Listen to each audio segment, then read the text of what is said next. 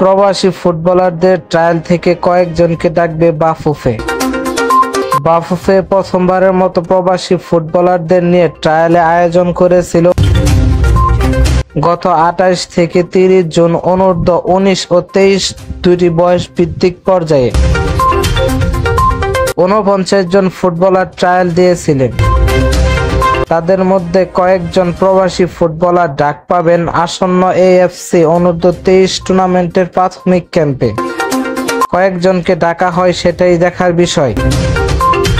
ট্রায়ালে নিয়ে 1 জুলাই আনুষ্ঠানিক সংবাদ সম্মেলনে বাফুফে টেকনিক্যাল ডিরেক্টর সাইফুল বারী টিটু অনূর্ধ্ব 23 দলের প্রবাসী ফুটবলারদের আরেক দফা প্রখর করার আভাস দিয়েছিলেন।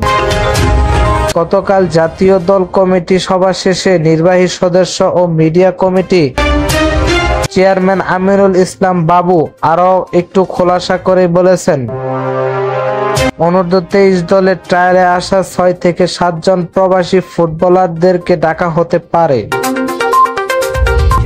ট্রায়ালে আসা ফুটবলারদের মধ্যে বিস্তুক চাকমা, জায়ান আহমেদ, ক্যাসপার হক, ইমাম আলম, ইব্রাহিম নেওয়াজ, সামির আলম, তাসির ইকবাল ও ইফাস আহমেদ বিশেষ নজর কেড়েছিলেন।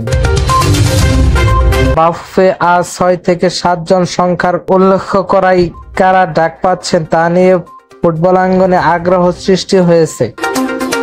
ফুটবল বিশ্বে খেলোয়াড়দের দলে ডাকেন কোচ। বাংলাদেশের অনূর্ধ্ব 23 দলের কোচ এখনো ঠিক করতে পারেনি বাফুফে। কোচ নির্ধারণ হওয়ার পর তিনি ফুটবলারদের ডাকবেন প্রাথমিক দল ঘোষণা হওয়ার আগ পর্যন্ত। তাই সুনির্দিষ্টভাবে কোন কোন প্রবাসী ফুটবলার ডাক পাচ্ছেন তা বলার সুযোগ নেই। ফুটবলের চূড়ান্ত স্কোয়াড 23 জনের, প্রাথমিক দল 30 থেকে 35 জনেরও হয়।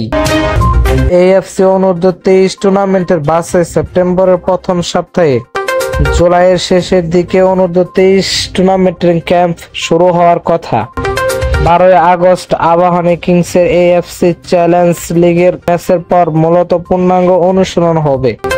অনূর্ধ্ব 23 দলে ডাক পাওয়া প্রবাসী ফুটবলাররা আরেক দফায় নিজেদের প্রমাণ করতে পারলে দলের সঙ্গে ভিয়েতনাম সফর করতে পারবেন।